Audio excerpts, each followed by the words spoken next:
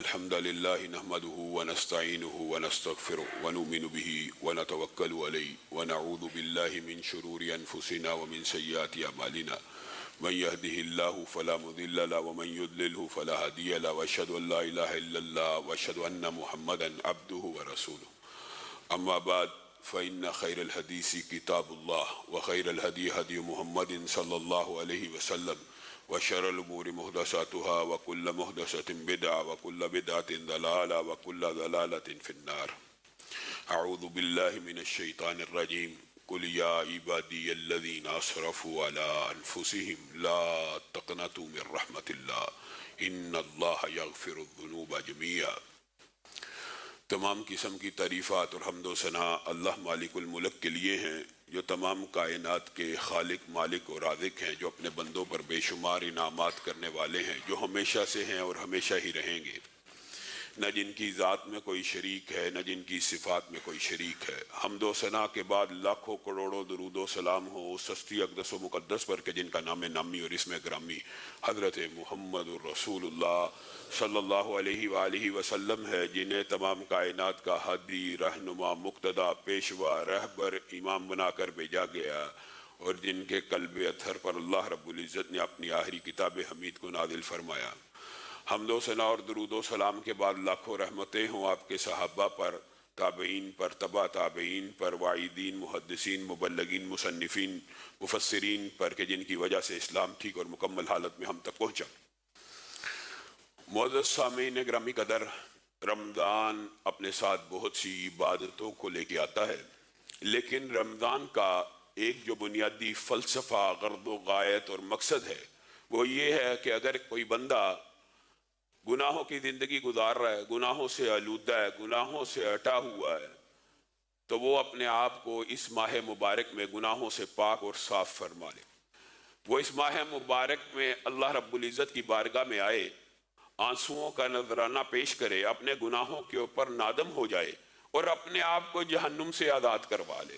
بنیادی طور پہ ناکام اور نامراد، خائب و خاسر اس کی ناک خاک آلود ہوگی کہ جس نے رمضان کا مہینہ پایا اور اپنے آپ کو جہنم سے آزاد نہ کروایا۔ بنیادی طور پہ اگر گناہوں کے ساتھ، گناہوں کے قافلے کے ساتھ لاکھوں کروڑوں گناہوں کو لے کے اس مہینے میں داخل ہوا تھا اور وہی لاکھوں کروڑوں گناہ اس کے ساتھ ہی رمضان کے ساتھ نکل گئے، تو پھر ایسے رمضان کا کوئی فائدہ نہیں۔ اور اللہ رب العزت نے اس کلام حمید کی ابتدا آپ کی اور میری تشفی اور تسلی کے لیے جن الفاظ کے ساتھ کی ہے، میں اور آپ صرف اس کے اوپر غور کر لیں تو ہمیں اللہ رب العزت کی اس وسیع و عریض رحمت کے اوپر یقین آ جائے۔ اللہ تعالیٰ نے قرآن پاک کی ابتدا میں سورۃ فاتحہ کو نازل کیا، یعنی قرآن پاک کی ابتدا میں سورۃ فاتحہ کو رکھا، اور سورۃ فاتحہ سے بھی پہلے ایک آیت کو رکھا۔ وہ کون سی آیت ہے؟ بسم اللہ الرحمن الرحیم۔ اللہ رب العزت اپنے بندوں کو قرآن پاک کی ابتدا میں ایک تعارف کروانا چاہتا ہے۔ بسم اللہ الرحمن الرحیم، اس اللہ کے نام کے ساتھ جو بہت بڑا رحمان ہے اور جو بہت بڑا رحیم ہے۔ رحمان اور رحیم طالب علم ان کے مطلب تو جانتے ہیں، لیکن آپ کو بھی تو ان کا مطلب آنا چاہیے۔ الرحمن ایک ڈائی ہے، ایک وزن ہے، ایک خاص قسم کا ردم آپ سمجھ لیں۔ عربی گرامر کے لوگ اس ڈائی کو سمجھتے ہیں۔ الرحمن ایک خاص وزن ہے، اور یہ عربی لغت کے اندر جب کسی لفظ میں پیدا ہوتا ہے تو اس کے اندر مفہوم اور مراد یہ لی جاتی ہے کہ یہ چیز اب اپنی انتہا کو پہنچ چکی، یہ چیز اب اپنی شدت کو پہنچ چکی، یہ چیز اب اپنے عروج کو پہنچ چکی۔ نیند جب اپنے عروج پہ پہنچ جائے تو عربی میں یہی ڈائی استعمال کر کے کیا کہتے ہیں؟ نومان۔ پیاس جب اپنی شدت پہ پہنچ جائے تو یہی ڈائی استعمال کر کے کہا جاتا ہے عطشان، اور جب بھوک اپنی شدت پہ پہنچ جائے تو کیا کہتے ہیں؟ جوعان۔ سمجھانا مقصود یہ ہے کہ الرحمن جب کوئی رحمت اپنے عروج اور شدت پہ پہنچ جائے اس کو کیا کہتے ہیں؟ رحمان۔ اب عربی لغت جاننے والے، عربی میں قرآن پاک نازل ہوا، اس ڈائی کے اندر شدت اور عروج کا جو معنی پوشیدہ ہے اس کے اندر عروج اگر ہے تو اس کے بعد کیا ہوتا ہے؟ زوال بھی ہے.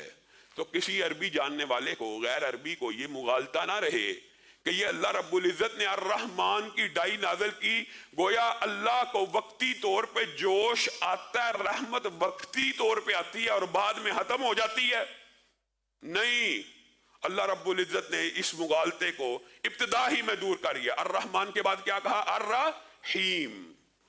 الرحمن رحمت عروج پہ ہے، اور الرحیم یہ ایک ایسی ڈائی ہے جس کے اندر مستقل کنٹینیوٹی، استمرار، ہمیشگی، دوام اور بقا پایا جاتا ہے. اور الرحمن الرحیم اکٹھا نازل کرنے کا مطلب یہ ہے کہ اللہ کی رحمت پورے جوش اور عروج پہ ہوتی ہے، ہر لمحے ہوتی ہے. اور الرحیم لا الہ الا اللہ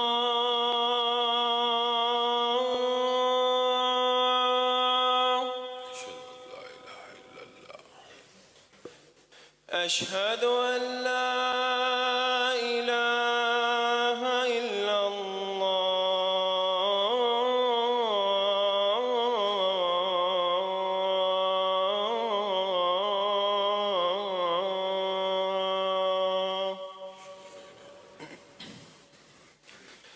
اشہد ان محمد رسول اللہ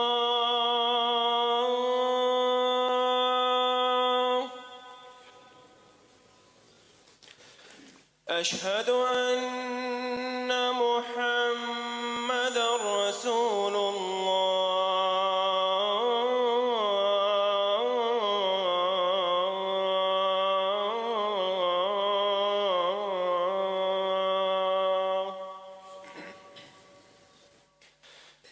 حي على الصلاة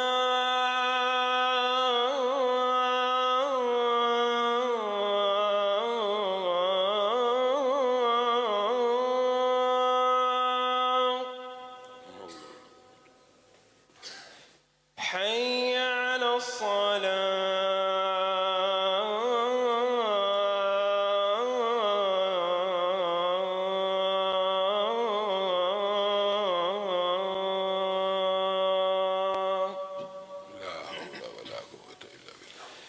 حي على الفلاح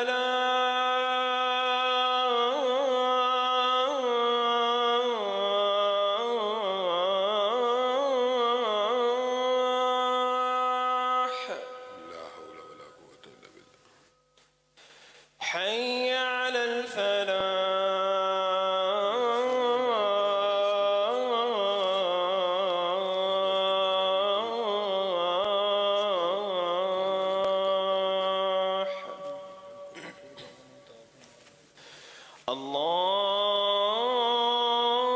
الله أكبر الله أكبر اللہ اکبر، اللہ اکبر. لا إله إلا الله لا الہ الا اللہ. اللہم رب هذه الدعوة التامة والصلاة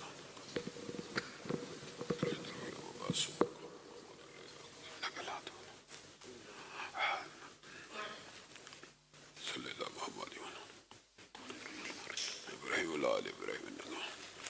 ان الحمد للہ نحمده ونستعینه ونستغفره ونؤمن به ونتوکل علیہ ونعوذ باللہ من شرور انفسنا ومن سیئات اعمالنا من يهده الله فلا مضل له ومن يضلله فلا هادي له واشهد ان لا اله الا الله واشهد ان محمدا عبده ورسوله. اما بعد فإن خير الحديث كتاب الله وخير الهدي هدي محمد صلى الله عليه وسلم وشر الأمور محدثاتها وكل محدثة بدعة وكل بدعة ضلالة وكل ضلالة في النار. أعوذ بالله من الشيطان الرجيم. قل يا عبادي الذين أسرفوا على أنفسهم لا تقنطوا من رحمة الله إن الله يغفر الذنوب جميعا. تمام قسم کی تعریفات اور حمد و ثنا اللہ مالک الملک کے لیے ہیں، جو تمام کائنات کے خالق، مالک اور رازق ہیں، جو اپنے بندوں پر بے شمار انعامات کرنے والے ہیں، جو ہمیشہ سے ہیں اور ہمیشہ ہی رہیں گے. نہ جن کی ذات میں کوئی شریک ہے نہ جن کی صفات میں کوئی شریک ہے۔ حمد و ثنا کے بعد لاکھوں کروڑوں درود و سلام ہو اس ہستی اقدس و مقدس پر کہ جن کا نام نامی اور اسم گرامی حضرت محمد الرسول اللہ صلی اللہ علیہ وآلہ وسلم ہے، جنہیں تمام کائنات کا ہادی، رہنما، مقتدی، پیشوا، رہبر، امام بنا کر بھیجا گیا، اور جن کے قلب اطہر پر اللہ رب العزت نے اپنی آخری کتاب حمید کو نازل فرمایا۔ حمد و ثنا اور درود و سلام کے بعد لاکھوں رحمتیں ہوں آپ کے صحابہ پر، تابعین پر، تبع تابعین پر، وعیدین، محدثین، مبلغین، مصنفین، مفسرین پر کہ جن کی وجہ سے اسلام ٹھیک اور مکمل حالت میں ہم تک پہنچا۔ معزز سامعین گرامی قدر، رمضان اپنے ساتھ بہت سی عبادتوں کو لے کے آتا ہے، لیکن رمضان کا ایک جو بنیادی فلسفہ، غرض و غایت اور مقصد ہے وہ یہ ہے کہ اگر کوئی بندہ گناہوں کی زندگی گزار رہا ہے، گناہوں سے آلودہ ہے، گناہوں سے ہٹا ہوا ہے، تو وہ اپنے آپ کو اس ماہ مبارک میں گناہوں سے پاک اور صاف فرما لے۔ وہ اس ماہ مبارک میں اللہ رب العزت کی بارگاہ میں آئے، آنسوؤں کا نذرانہ پیش کرے، اپنے گناہوں کے اوپر نادم ہو جائے اور اپنے آپ کو جہنم سے آزاد کروا لے۔ بنیادی طور پہ ناکام اور نامراد، خائب و خاسر اس کی ناک خاک آلود ہوگی کہ جس نے رمضان کا مہینہ پایا اور اپنے آپ کو جہنم سے آزاد نہ کروایا۔ بنیادی طور پہ اگر گناہوں کے ساتھ، گناہوں کے قافلے کے ساتھ لاکھوں کروڑوں گناہوں کو لے کے اس مہینے میں داخل ہوا تھا اور وہی لاکھوں کروڑوں گناہ اس کے ساتھ ہی رمضان کے ساتھ نکل گئے، تو پھر ایسے رمضان کا کوئی فائدہ نہیں۔ اور اللہ رب العزت نے اس کلام حمید کی ابتدا آپ کی اور میری تشفی اور تسلی کے لیے جن الفاظ کے ساتھ کی ہے، میں اور آپ صرف اس کے اوپر غور کر لیں تو ہمیں اللہ رب العزت کی اس وسیع و عریض رحمت کے اوپر یقین آ جائے۔ اللہ تعالیٰ نے قرآن پاک کی ابتدا میں سورۃ فاتحہ کو نازل کیا، یعنی قرآن پاک کی ابتدا میں سورۃ فاتحہ کو رکھا، اور سورۃ فاتحہ سے بھی پہلے ایک آیت کو رکھا۔ وہ کون سی آیت ہے؟ بسم اللہ الرحمن الرحیم۔ اللہ رب العزت اپنے بندوں کو قرآن پاک کی ابتدا میں ایک تعارف کروانا چاہتا ہے۔ بسم اللہ الرحمن الرحیم، اس اللہ کے نام کے ساتھ جو بہت بڑا رحمان ہے اور جو بہت بڑا رحیم ہے۔ رحمان اور رحیم طالب علم ان کے مطلب تو جانتے ہیں، لیکن آپ کو بھی تو ان کا مطلب آنا چاہیے۔ الرحمن ایک ڈائی ہے، ایک وزن ہے، ایک خاص قسم کا ردم آپ سمجھ لیں۔ عربی گرامر کے لوگ اس ڈائی کو سمجھتے ہیں۔ الرحمن ایک خاص وزن ہے، اور یہ عربی لغت کے اندر جب کسی لفظ میں پیدا ہوتا ہے تو اس کے اندر مفہوم اور مراد یہ لی جاتی ہے کہ یہ چیز اب اپنی انتہا کو پہنچ چکی، یہ چیز اب اپنی شدت کو پہنچ چکی، یہ چیز اب اپنے عروج کو پہنچ چکی۔ نیند جب اپنے عروج پہ پہنچ جائے تو عربی میں یہی ڈائی استعمال کر کے کیا کہتے ہیں؟ نومان۔ پیاس جب اپنی شدت پہ پہنچ جائے تو یہی ڈائی استعمال کر کے کہا جاتا ہے عطشان، اور جب بھوک اپنی شدت پہ پہنچ جائے تو کیا کہتے ہیں؟ جوعان۔ سمجھانا مقصود یہ ہے کہ الرحمن جب کوئی رحمت اپنے عروج اور شدت پہ پہنچ جائے اس کو کیا کہتے ہیں؟ رحمان۔ اب عربی لغت جاننے والے، عربی میں قرآن پاک نازل ہوا، اس ڈائی کے اندر شدت اور عروج کا جو معنی پوشیدہ ہے، اس کے اندر عروج اگر ہے تو اس کے بعد کیا ہوتا ہے؟ زوال بھی ہے۔ تو کسی عربی جاننے والے کو، غیر عربی کو یہ مغالطہ نہ رہے کہ یہ اللہ رب العزت نے الرحمن کی ڈائی نازل کی، گویا اللہ کو وقتی طور پہ جوش آتا ہے، رحمت وقتی طور پہ آتی ہے اور بعد میں ختم ہو جاتی ہے۔ نہیں، اللہ رب العزت نے اس مغالطے کو ابتدا ہی میں دور کر دیا۔ الرحمن کے بعد کیا کہا؟ الرحیم۔ الرحمن رحمت عروج پہ ہے، اور الرحیم یہ ایک ایسی ڈائی ہے جس کے اندر مستقل، کنٹینیوٹی، استمرار، ہمیشگی، دوام اور بقا پایا جاتا ہے۔ اور الرحمن الرحیم اکٹھا نازل کرنے کا مطلب یہ ہے کہ اللہ کی رحمت پورے جوش اور عروج پہ ہوتی ہے، ہر لمحے ہوتی ہے، اور الرحیم کا مطلب ہے اس رحمت میں ابدی اور دائمی استمرار ہے، بقا ہے، دوام ہے. یہ رحمت کبھی کم نہیں ہوتی. کسی کو یہ مغالطہ نہ آ جائے کہ اس ڈائی کے اندر اگر حرف استعمال ہوا تو ایک جوش کے بعد ختم ہو جائے گا الرحیم، پھر وہ رحمت ہمیشہ ہمیشہ کے لیے رہے گی. الحمدللہ رب العالمین الرحمن الرحیم. اللہ نے ابتدا بھی الرحمن الرحیم سے کی. پھر قرآن پاک کی سورۃ فاتحہ کی پہلی ہی آیت کے اندر الحمدللہ رب العالمین کے بعد کیا کہا؟ الرحمن الرحیم. اللہ تعالیٰ اپنا یہ تعارف اپنے بندوں سے کروانا چاہتا ہے. کہاں پہ؟ قرآن پاک کی ابتدا میں. اور یہ کیوں کروانا چاہتا ہے؟ میں نے اور آپ نے اس بات کے اوپر کبھی غور نہیں کیا.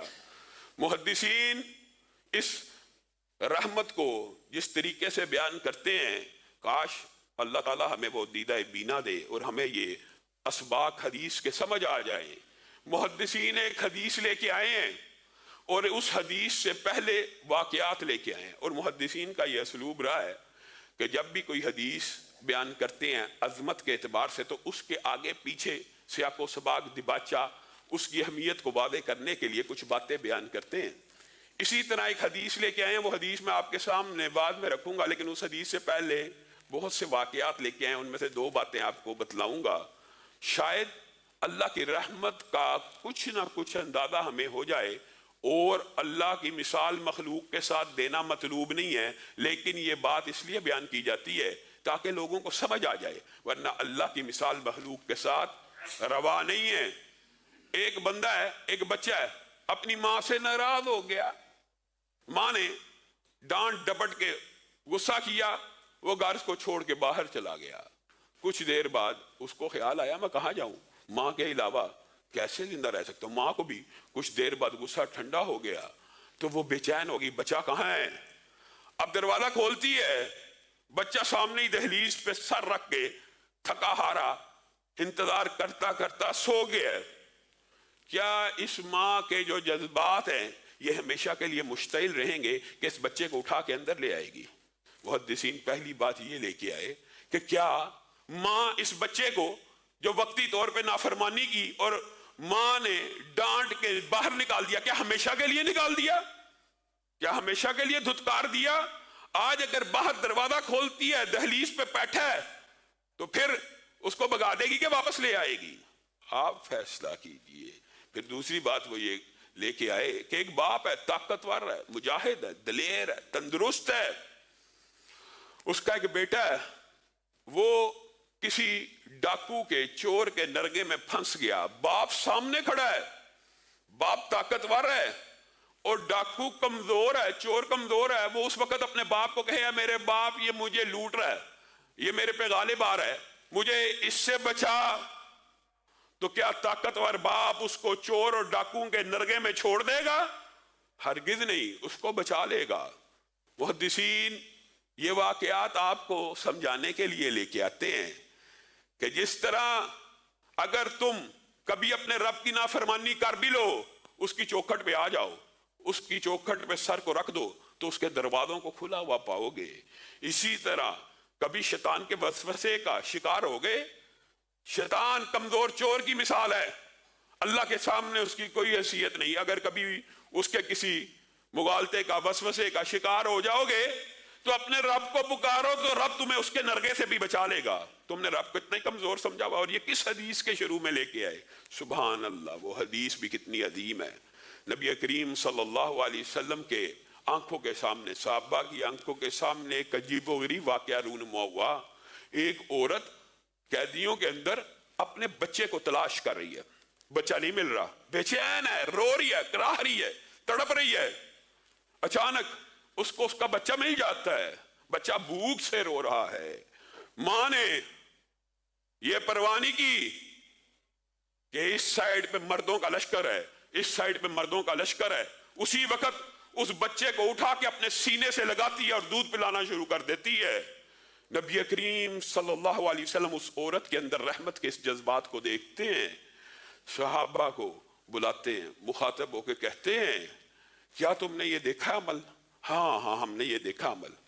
کیا تم یہ سمجھتے ہو یہ عورت اپنے بچے کو آگ میں پھینک دے گی؟ اے اللہ، کہ رسول ہم تو یہ کبھی گمان بھی نہیں کر سکتے جو عورت مردوں کی پرواہ کیے بغیر بچے کی بھوک سے بیتاب ہو کے مردوں کے درمیان میں دودھ پلانا شروع کر رہی ہے، وہ عورت اپنے بچے کو کیسے آگ میں پھینکے گی؟ تو نبی کریم صلی اللہ علیہ وسلم نے اللہ کی رحمت کا ایک نظارہ بیان کیا، صرف ایک نظارہ ہی ہے۔ اے میرے صحابہ، جس طرح یہ عورت اپنے بچے کو آگ میں ڈالنا پسند نہیں کرتی، تمہارا رب تم سے اس ماں سے 99 گنا زیادہ پیار کرتا ہے، اس کو کوئی حاجت اور ضرورت نہیں ہے کہ تمہیں آگ میں ڈال دے۔ وَمَا رَبُّكَ بِظَلَّامٍ لِّلْعَبِيدِ، رب اپنے بندوں کے اوپر ظالم نہیں ہے، اور رب کو کوئی حاجت نہیں ہے، رب کو کوئی ضرورت نہیں ہے کہ اس کا کوئی کلمہ گو، اس کا نام لیوا جہنم میں چلا جائے۔ اور رب تعالیٰ نے اپنے ہی لیے اور آپ کی تسلی اور تشفی کے لیے کہ اللہ کی رحمت اور اللہ کی مغفرت کا باب کتنا وسیع و عریض ہے، بعض ایسی باتوں کو بیان کیا کہ آپ حیران و ششدر رہ جائیں۔ آپ اس کا ادراک، بات طویل و مختصر کر کے کرتا ہوں، صرف ادراک اور شعور کے لیے کہ اللہ تعالیٰ نے کس قدر بڑی مخلوقات کو کس ڈیوٹی پہ لگایا ہوا ہے۔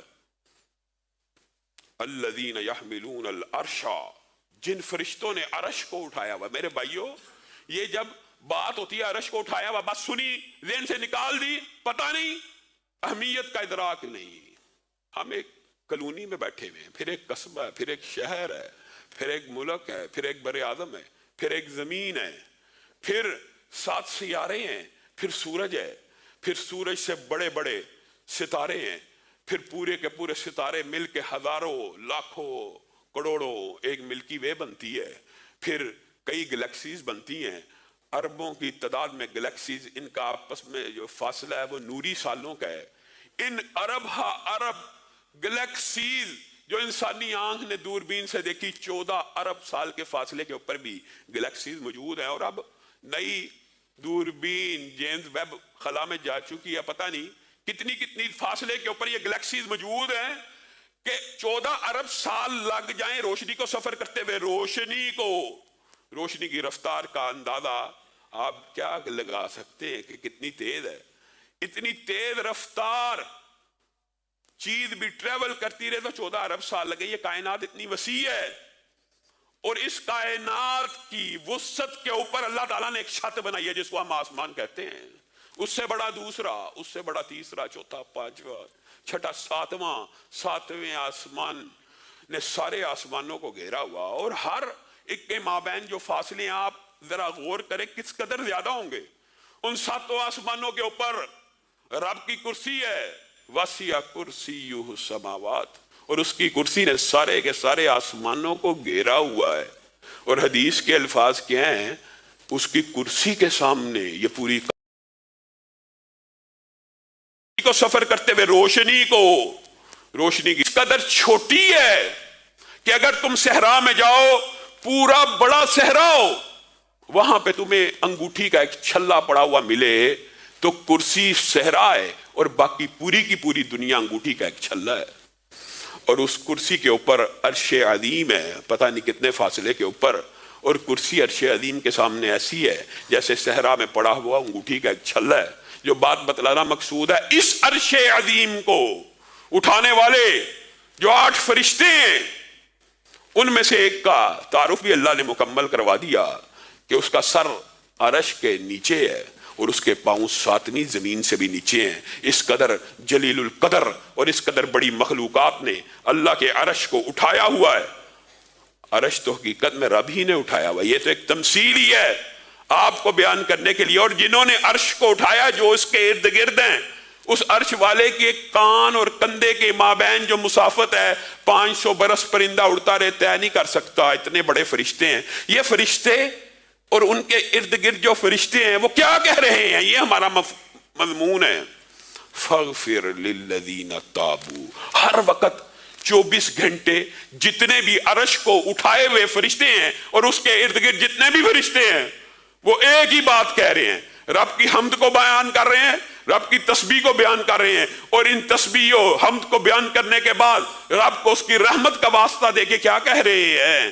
فاغفر للذین تابوا، اے اللہ، اے اللہ، اے اللہ، ہم آپ کی تسبیح بھی بیان کر رہے ہیں، ہم آپ کی حمد بھی بیان کر رہے ہیں، آپ کی رحمت ہر چیز کے اوپر وسیع ہے۔ اے اللہ، اگر آپ کا کوئی بندہ آ کے آپ کے بارگاہ میں، آپ کے دربار میں آ کے ایک مرتبہ توبہ کر لے تو اے رب آپ اس کو معاف کر دیجئے۔ یہ فرشتے کس کے حکم سے دعا کر رہے ہیں؟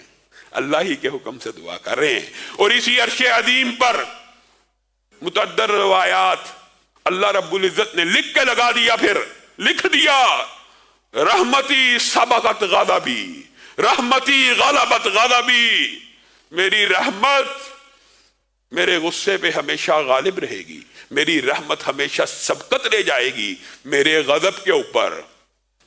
میں اور آپ اپنے رب کی رحمت کا صحیح ادراک اور شعور نہیں کر سکے، گناہوں سے آلودہ ہیں، مانتے ہیں گناہوں سے آلودہ ہیں، آپ بھی آلودہ ہیں۔ کہنے والا دنیا کے اندر کوئی ایک انسان بھی گناہوں سے پاک نہیں ہے۔ کل بنی آدم خطاء وخیر الخطائین توابون، کتنی عظیم حدیث ہے، خوشخبری کی حدیث ہے۔ آدم کا ہر بیٹا غلطی کرتا ہے اور بہترین غلطی کرنے والا، سبحان اللہ، سبحان اللہ۔ عقل ہو تو سمجھ آئے، بہترین غلطی کرنے والا، کیا غلطی کرنے والا بھی بہترین ہو سکتا ہے؟ جی ہاں، بہترین ہے وہ غلطی کرنے والا جو غلطی کرنے کے بعد رب کی بارگاہ میں آ کے توبہ کر لے، وہ اللہ کے نزدیک بھی بہترین ہے، وہ رسول اللہ صلی اللہ علیہ وسلم کے نزدیک بھی بہترین ہے۔ ہاں، تم کیا سمجھتے ہو تم گناہ کرو گے ہی نہیں؟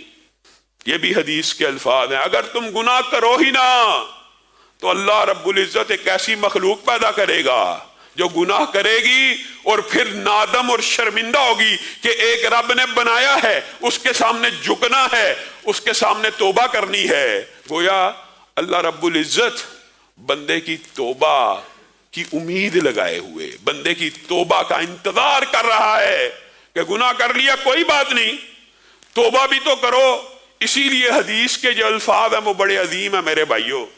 نبی کریم صلی اللہ علیہ وسلم نے فرمایا، اللہ رب العزت نے ایک حدیث قدسی میں ارشاد فرمایا ہے، اے ابن آدم، اگر تو اپنی امیدیں مجھ سے وابستہ رکھ، پہلی بات اپنی امیدیں، اور مجھ سے ہی سوال کرتا رہے، پھر تو جتنے مرضی گناہ لے کے آئے، لا ابالی، مجھے کوئی پرواہ نہیں، میں تیرے سارے کے سارے گناہوں کو معاف کر دوں گا، لیکن شرط کیا ہے؟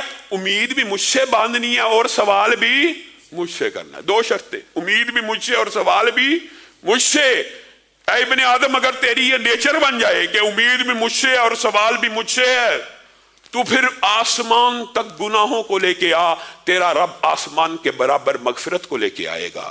اے ابن آدم، اگر تو یہ دو شرطوں کو پورا رکھتا ہے اور مرنے کے بعد بھی، یہ عظیم حدیث ہے رحمت کی، دنیا میں تو جو گناہ کیے معافی مانگ لی، امید تھی، سوال کرتا رہا، اللہ معاف کرتا رہا، لیکن مرنے کے بعد بھی اگر تیرے گناہ زمین کے برابر ہوں، لیکن یہاں پہ اللہ نے تیسری شرط کا بھی اضافہ کر دیا، امید بھی تھی اور سوال بھی مجھ سے کرتا ہوا آیا دنیا سے، اور تیسری شرط آخری جملے کے ساتھ کیا لگائی؟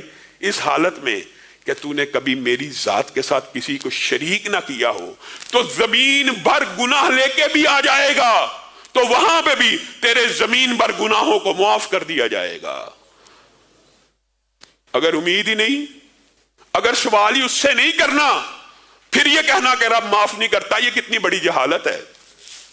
حضرت ابو ہریرہ نے اسی بات کو بیان کیا، اذنب عبدی ذنبا فعلم ان لہ ربا یغفر الذنب ویأخذ بالذنب، سبحان اللہ۔ ایک بندے نے گناہ کیا، اذنب عبدی ذنبا، اور اس کو علم تھا کہ اس کا ایک رب ہے جو گناہوں کو معاف کرتا ہے اور دوسری طرف گناہوں پہ پکڑ بھی لیتا ہے۔ دونوں باتیں، امید، سوال، رجا، خوف، یہ چیزیں اگر انسان کے اندر ہوں تب توبہ اور تب مغفرت کے دروازے کھلتے ہیں۔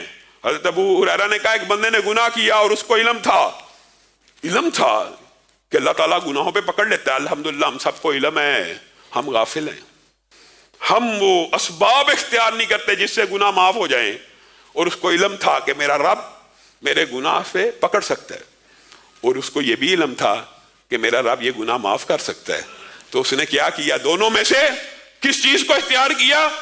توبہ کو اختیار کیا، اور کہا اللہم اغفر لی، اے اللہ مجھے ادراک ہے تو پکڑ سکتا ہے، لیکن میں معافی مانگتا ہوں، گناہ ہو گیا، معاف کر دے۔ اللہ رب العزت نے اس کے گناہوں کو معاف کر دیا۔ پھر وہ بندہ دوبارہ گناہ کے اوپر آ گیا، اذنب عبدی ذنبا، یہ الفاظ 3 مرتبہ حدیث میں ہے، پھر اس نے گناہ کر لیا۔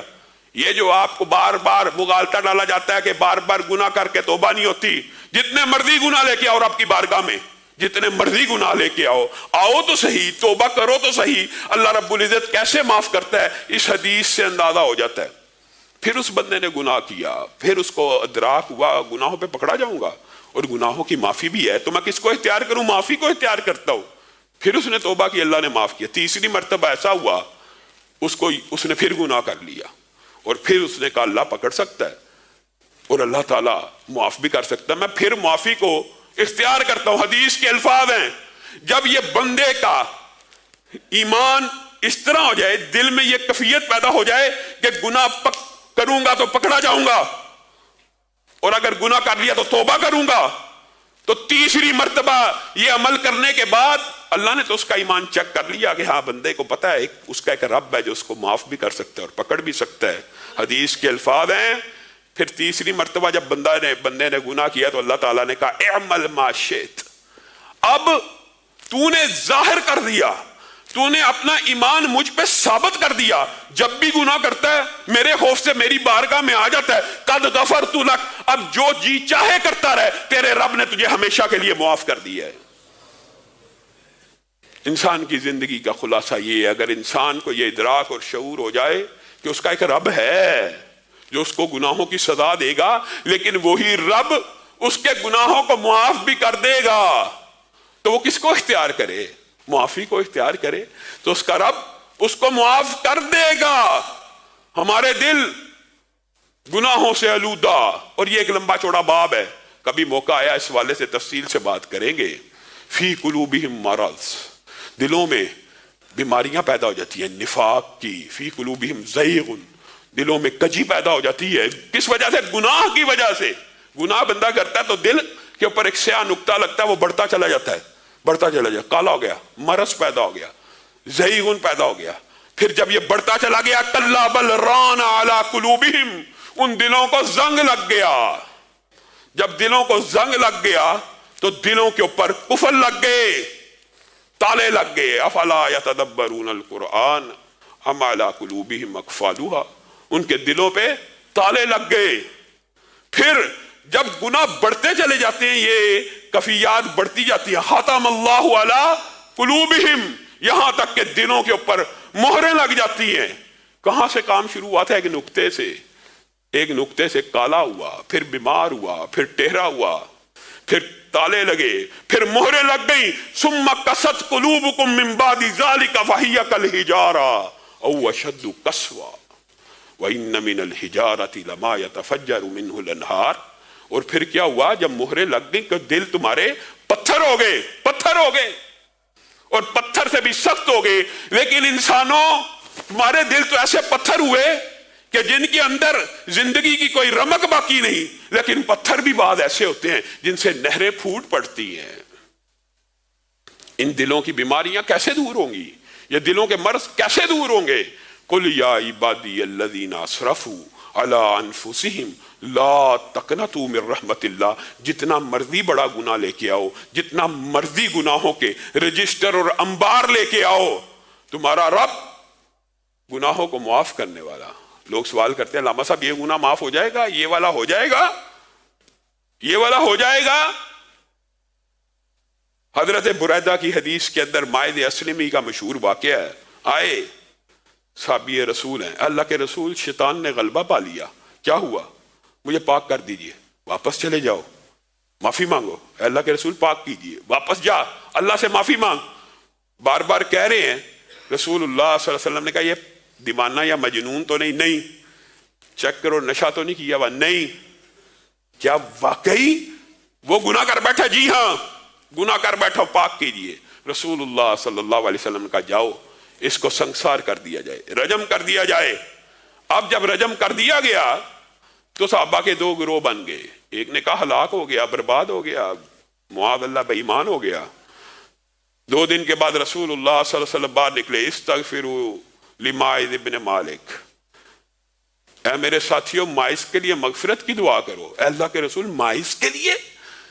وہ جس کو زنا کے جرم میں سنسار کر دیا گیا تھا۔ لقد تاب توبۃ، اللہ اکبر، ماعز نے ایسی توبہ کی ہے میرے ساتھیوں، میرے دوستوں، اس کے لیے مغفرت کی دعا کرو۔ اور میں تمہیں اطلاع نہ دوں کہ اس نے کیسی توبہ کی ہے؟ لو قسمت علی امت، اس نے ایسی توبہ کی ہے اگر ایک پوری امت کے اوپر پھیلا دی جائے تو پورے امت کے گناہوں کو بخش دیا جائے گا۔ یہ اسلامی سزائیں وحشیانہ نہیں ہیں، یہ اسلامی سزائیں، معاذ اللہ کچھ لوگ سمجھتے ہیں کہ قرون اولیٰ کی پتھروں کے دور کی وحشیانہ سزائیں، یہ جسموں کو گناہوں سے پاک کرنے کے لیے، یہ ایک احساس ندامت کے لیے ہے۔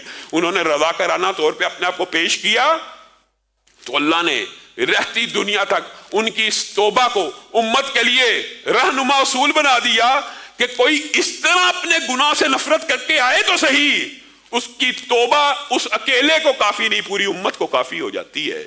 اور اسی طرح قبیلہ غامدیہ کی عورت آئی، رسول اللہ کے پاس آ کے کہنے لگی، حضرت شبیبہ غامدیہ کہ اللہ کے رسول مجھے بھی پاک کر دیجئے۔ تجھے کیا ہوا؟ میں وہی تو ہوں کہ جس کے ساتھ ماعز کا معاملہ ہوا تھا، میں وہی تو ہوں۔ رسول اللہ نے کہا جا توبہ کر، توبہ کر۔ کہنے لگی کہ آپ مجھے بھی اسی طرح واپس بھیجنا چاہتے ہیں جس طرح شروع میں ماعز کو بھیجنا چاہتے تھے؟ گناہ تو کر بیٹھے ہیں، گناہ تو کر بیٹھی ہوں، رات نیند نہیں آتی، عبادت کا مزہ ختم ہو گیا ہے، دنیا میں رہنے کو جی نہیں کرتا۔ اسی لیے حضرت انس کہا کرتے تھے جن گناہوں کو تم نے بڑا ہلکا لے لیا، رسول اللہ کے دور میں ہم ان گناہوں کو پہاڑ سے بڑا سمجھا کرتے تھے اور ہلاک کرنے والا سمجھا کرتے۔ شبیبہ غامدیہ آ کے ایسا مقدمہ رکھ رہی ہیں رسول اللہ کے سامنے کہ اب گناہوں کے اندر لتھڑ گئی ہوں، کوئی بھی عبادت کرتی ہوں دل نہیں لگتا، اللہ کے رسول پاک کر دیجئے۔ ایسا نہیں ہو سکتا، تیرے بطن میں ہو سکتا ہے کوئی بچہ آ گیا ہو، اس کا کیا قصور ہوگا؟ جا بچے کو جن کیا۔ پھر آئیں، رسول اللہ صلی اللہ علیہ وسلم اس کو واپس بھیجتے ہیں۔ کچھ عرصے بعد کہتی ہے جی ہاں حمل ظاہر ہو گیا ہے۔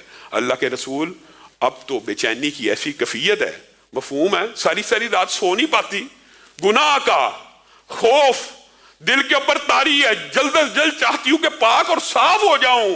میں اور آپ کیا ہیں گناہ کر کے؟ حدیث کے مصداق ہیں کہ بندہ مومن کسی گناہ کو اتنا بڑا سمجھتا ہے کہ جیسے اس کے اوپر پہاڑ گرنے لگا ہے، اور بندہ فاسق و فاجر بڑے سے بڑے گناہ کو ایسے سمجھتا ہے ناک کے اوپر مکھی بیٹھی تھی اڑا دی بس۔ یہ شبیبہ غامدیہ پھر آئی، رسول اللہ نے کہا جب تک بچہ پیدا نہیں ہوگا سزا نہیں لگ سکتی۔ بچہ پیدا ہو گیا، اسی دن آ گئی، اللہ کے رسول پاک کر دیجئے، اب تو پاک کر دیجئے۔ ماہ و شب بیت گئے، گناہ کی ندامت دل سے نہیں جاتی۔ رسول اللہ نے کہا اس بچے کا کیا قصور ہے، اس کو کون پالے گا، جا اس کو پال پوس، جس وقت یہ روٹی کھانا شروع کر دے گا ہم تیرے اوپر حد کو نافذ کر دیں گے۔ اس عورت کی گناہ کے اوپر ندامت اور توبہ کی کیفیت ایسی تھی کہ 6 ماہ کا بچہ نہیں تھا، روٹی کھاتا ہوا آیا، رسول اللہ کی بارگاہ میں پیش کر دیا، اب تو پاک کر دیجئے۔ رسول اللہ صلی اللہ علیہ وسلم نے صحابہ کو کہا اس کو پاک کر دو، اس کو رجم کی سزا دے دو۔ پتھر مارے گئے، ایک پتھر ماتھے پہ لگا، خون کا فوارہ نکلا، حضرت خالد ابن ولید کے کپڑوں کو تر کر گیا۔ تو خالد کے منہ سے انسانی فطرت کے تحت یہ الفاظ نکل گئے، ناپاک عورت، بری عورت، جاتے جاتے میرے کپڑوں کو بھی ناپاک کر گئی ہے۔ رسول اللہ صلی اللہ علیہ وسلم نے یہ آواز سن لی، مہلن یا خالد، مہلن، اے خالد صبر، ہوش، آہستہ، تجھے کیا پتا اس عورت کی توبہ کیسی ہے؟ اگر کوئی ٹیکس لینے والا ظالم جابر بطاخور بھی ہو، وہ بھی اگر اس نیت سے توبہ کرے اللہ اس کو بھی معاف کر دیتا ہے۔ تجھے کیا پتا اس کی توبہ کیسی ہے؟ آپ اور میں یہ سمجھتے ہیں کہ اتنا بڑا گناہ ہو گیا اب رب نے معاف نہیں کرنا، یہ شیطان کا اس سے بڑا مغالطہ اور وسوسہ ہے۔ شیطان تو چاہتا ہی یہ ہے کہ آپ رب کی دربار میں آئی نا، اور اللہ تعالیٰ کیا چاہتا ہے؟ اللہ تعالیٰ اپنے بندے سے توبہ چاہتا ہے، اور کس طرح چاہتا ہے؟ سبحان اللہ، حدیث میں جو الفاظ ہیں وہ بھی کتنے عظیم ہیں۔ گناہ تو کرے، گناہ میں کروں، چاہیے تجھے اور مجھے کہ ہم اپنے ہاتھوں کو پھیلا دیں کہ رب ہمیں معاف کر دے، معاف کر دے، لیکن حدیث کے الفاظ ہیں ان اللہ یبسط یدہ باللیل، ان اللہ یبسط یدہ باللیل لیتوب مسیء النہار وان اللہ یبسط یدہ بالنہار لیتوب مسیء اللیل۔ ہر رات اللہ رب العزت اپنے ہاتھوں کو پھیلاتے ہیں، ہے کوئی توبہ کرنے والا؟ ہاتھ تجھے پھیلانے چاہیے، اور ہاتھ کون پھیلا رہا؟ اللہ۔ ان اللہ یبسط یدہ باللیل، اس لیے پھیلاتا ہے کہ سارے دن جو گناہ کیے تھے آ کے توبہ کر لے، تیرے گناہوں کو معاف کر دوں، اور پھر جب دن ہوتا ہے پھر اپنے ہاتھوں کو پھیلاتا ہے۔ اور اگر آپ غور کریں تو دنیا میں ہر وقت کہیں دن طلوع ہو رہا ہے اور کہیں رات ہو رہی ہے، گویا 24 گھنٹے رب کا یہ اعلان ہے کوئی جو معافی مانگنے والا آئے میں اس کے گناہوں کو معاف کر دوں، حتی تطلع الشمس من مغربها، اور اللہ یہ صدا اس وقت تک لگاتا رہے گا جب تک سورج مغرب سے نکلنا آئے۔ میں اور آپ غافل ہیں، اللہ کی صدا بھی رسول اللہ نے بتائی ہے۔ یہ صدا تو کیا اللہ صدا دے نہیں رہا؟ ہمارا یہ عقیدہ اور ایمان ہے جو رسول اللہ صلی اللہ علیہ وسلم نے بتلا دیا وہ من ویسا ہی ہے، اور اللہ رب العزت اپنے بندے کی توبہ سے خوش ہوتے ہیں، اور کس طرح خوش ہوتے ہیں اس کی بھی جو مثال حدیث میں بیان کی ہے وہ عجیب ہے، عجیب۔ اللہ رب العزت اپنے بندے کی توبہ سے اتنا خوش ہوتا ہے، اتنا خوش ہوتا ہے، مثال بھی نبی کریم دے دے کے سمجھا رہے ہیں۔ تم نے رب کی رحمت کو سمجھا نہیں ہے، وہ رب جس نے ایک حصہ رحمت دنیا پہ اتارا، اس حصہ رحمت کی وجہ سے ماں بیٹے سے محبت کرتی ہے، بھائی بھائی سے محبت کرتا ہے، میاں بیوی آپس میں محبت کرتے ہیں، اولاد والدین سے محبت کرتی ہے، درندے پرندے چرند پرند ہر چیز اپنی اولاد سے محبت کرتی ہے، اس ایک حصہ رحمت سے، اور اس ایک حصہ رحمت کے اندر رحمت للعالمین حضرت محمد الرسول اللہ صلی اللہ علیہ وسلم کی رحمت بھی شامل ہے۔ اور باقی 99 سے اللہ رب العزت نے رحمت کے کہاں رکھے ہوئے ہیں؟ اپنے پاس۔ کس لیے؟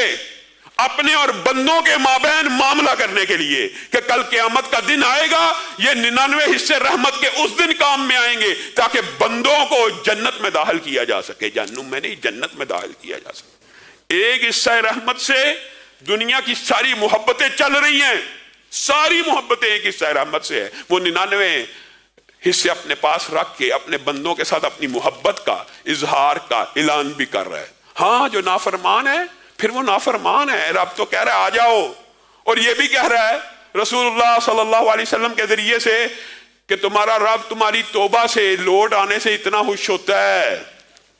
رسول اللہ صلی اللہ علیہ وسلم نے فرمایا ایک بندہ صحرا میں گیا یا جنگل میں گیا، ساتھ ایک اونٹ ہے، ساتھ ایک سواری ہے، اس کے پر مال لدا ہوا ہے، وہ مال لدا ہوا ہے، اچانک وہ سواری کھو گئی، اب وہ اس سواری کو ڈھونڈ رہا ہے، تلاش کر رہا ہے، صحرا ہے، نہ پانی ہے نہ کھانا ہے۔ اب اس بندے نے تلاش کرتے کرتے دن بیت گئے، سواری نہ ملی، اب اس بندے کو یقین ہو گیا 100% کہ میں مرنے لگا ہوں۔